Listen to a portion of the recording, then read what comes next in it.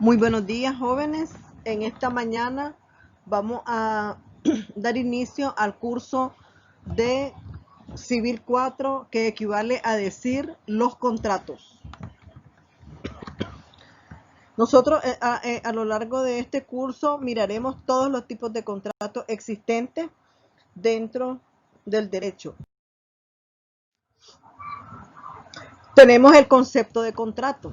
El contrato no es más que un acuerdo entre dos o más personas para constituir o regular entre los mismos un vínculo jurídico, además de las condiciones indispensables para la validez de las obligaciones en general y que se cumplan las solemnidades que la ley exige. ¿Qué significa?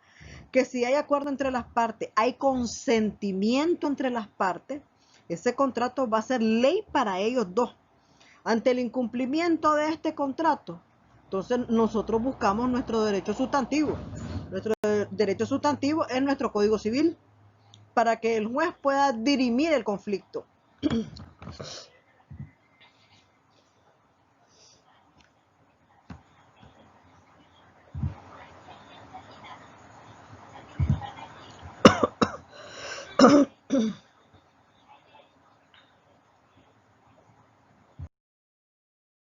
Los contratos solo producen efecto entre las partes que los celebran y su heredero.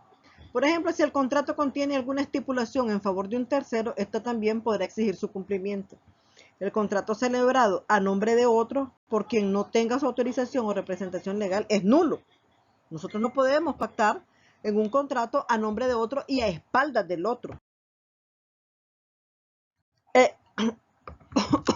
Perdón. Ahora vamos a ver los tipos de contrato. El contrato puede ser unilateral, bilateral, oneroso o gratuito. ¿Cuándo el contrato es unilateral? Es unilateral aquel que solamente una de las partes se obliga. Y es bilateral en el que resultan obligados los dos contratantes. Y decimos que es oneroso cuando se estipulan provechos y gravámenes recíprocos y el contrato es gratuito, ¿verdad? En el que hay un provecho solamente por parte de una de las partes contratantes.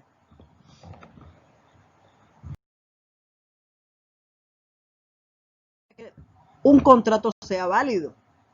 No hay contrato si no concurren los siguientes requisitos. Uno, y hablábamos que el contrato tiene validez si hay consentimiento entre las partes. Si no hay consentimiento entre las partes, este contrato es nulo.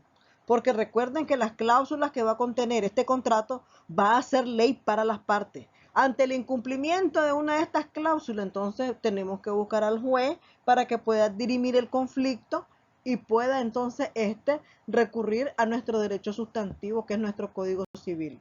Otro requisito que tiene que existir un objeto cierto que sea material del contrato.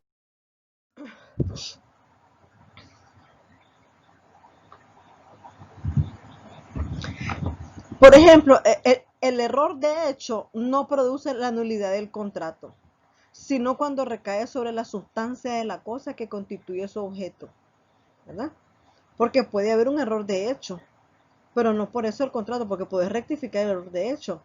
Pero cuando recae, por ejemplo, el error sobre la sustancia de la cosa que constituye su objeto, el error de derecho produce la nulidad del contrato.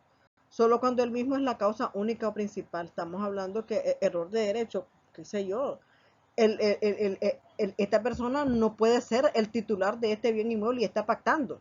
Entonces, hay un error de derecho y esto produce la nulidad de... También vemos que hay mala fe cuando uno de los contratantes disimula su error una vez conocido. Para que el dolo produzca nulidad en los contratos deberá ser grave y no haber sido empleado por las dos partes contratantes. Porque al pactar dos personas en un contrato, podemos ver de que una de las dos personas puede estar contratando dolosamente. ¿Qué significa esto? Que hay una doble maquinación, ¿verdad? Y que él está pactando ya con una doble intención, ¿verdad? Entonces, ya en él hay mala fe, hay dolo. Consentimiento, que nosotros sabemos que es requisito para estos contratos, debe ser libre y claramente manifestado. La manifestación puede ser hecha de palabra, por telégrafo, por teléfono, por escrito, por hecho. El que hace una proposición puede retirarla mientras no haya sido aceptada por la otra persona.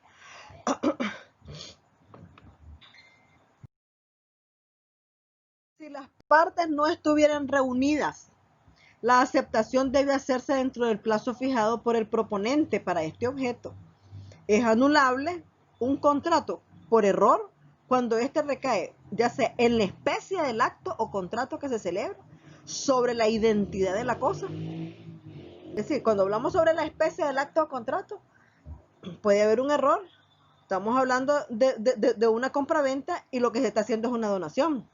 Esa es la especie del contrato. Y sobre la identidad de la cosa o sobre su calidad esencial, ¿verdad? Vamos a hablar de la eficacia de los contratos. Todo contrato legalmente celebrado es ley para los contratantes y no puede ser invalidado. Los contratos obligan tanto al que se exprese en ellos como a la ley hacen nacer de la obligación. Es decir, si usted firmó voluntariamente un contrato, eso genera una obligación. Recuerden de que ese contrato que fue constituido con unos requisitos legales, llenando los requisitos que establece nuestro Código Civil, generan o producen efectos jurídicos. Los derechos y obligaciones resultantes de los contratantes pueden ser transmitidos por causa de muerte o transferidos entre vivos. Vamos a hablar un poco acerca de la interpretación de los contratos.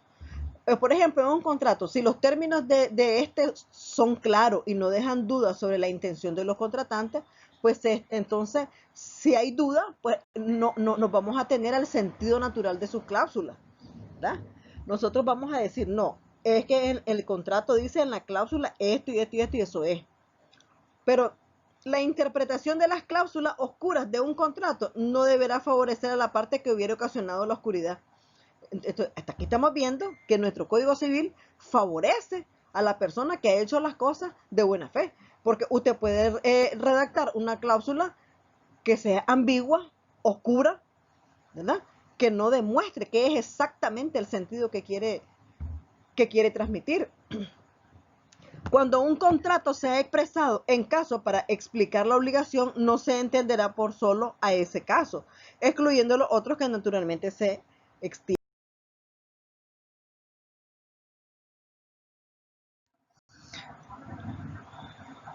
Ahora vamos a hablar de los cuasicontratos. El cuasicontrato es un contrato que no llenó los requisitos que establece nuestro Código Civil, ¿verdad? Entonces dice, el contrato es un acto voluntario, es lícito, del cual resulta una obligación respecto de un tercero o una obligación recíproca entre las partes.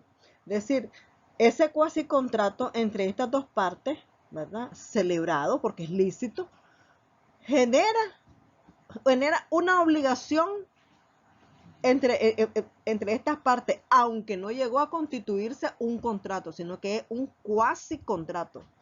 Los hechos lícitos y voluntarios producen también sin necesidad de convención derecho o obligación civiles en cuanto aprovechan o perjudican a terceras personas, ¿verdad? Entonces, este hecho lícito y voluntario también puede perjudicar a terceras personas y generar esa obligación.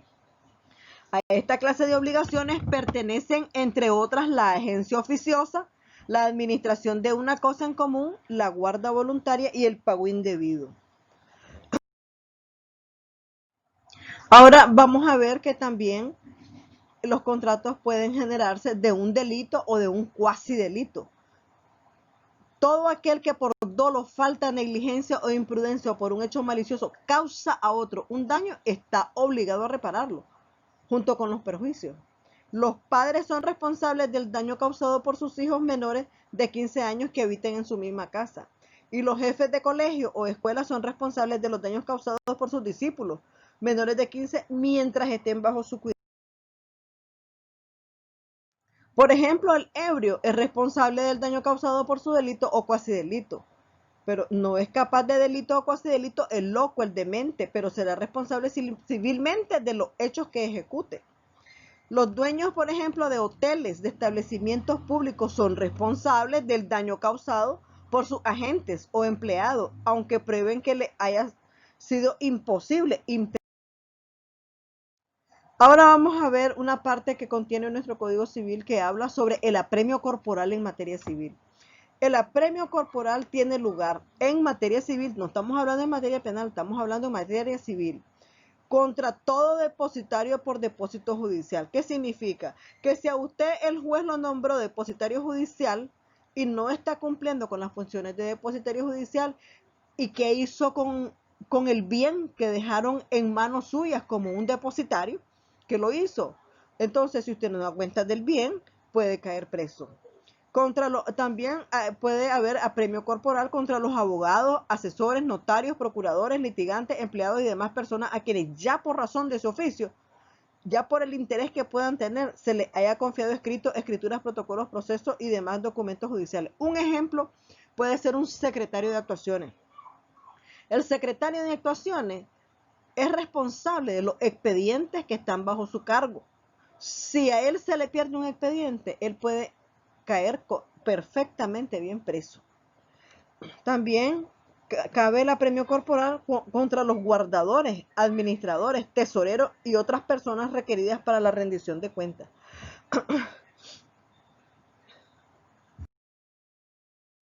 Todos los demás casos también que expresamente lo disponga la ley. Y contra los menores de 15 años y los mayores de 70, no puede librarse orden de apremio, pero a estos últimos se les aplicará una multa. Estamos hablando de las personas mayores de edad de 70 años. El apremio corporal no durará más de un año ni las multas excederán de 1000 córdobas. Cuando la ejecución del hecho que se deba consista en el otorgamiento de alguna escritura pública también, por ejemplo, si alguien está obligado, ¿verdad?, a hacer una escritura pública y no la hace, el apremio corporal. Entonces, estos son conceptos generales, ¿verdad?, para que nosotros podamos introducir este contenido de contratos, ¿verdad? Para que ustedes puedan expresar qué es un contrato, ¿verdad? Es un acuerdo entre dos o más personas para constituir o regular entre los mismos un vínculo jurídico. Eso no se les debe de olvidar jamás, qué es un contrato. Y el principal requisito para perfeccionar un contrato es el consentimiento entre las partes, porque las cláusulas que contiene ese contrato serán ley para ellas. Bueno, muchas gracias por su atención, jóvenes. Pasen muy buen día.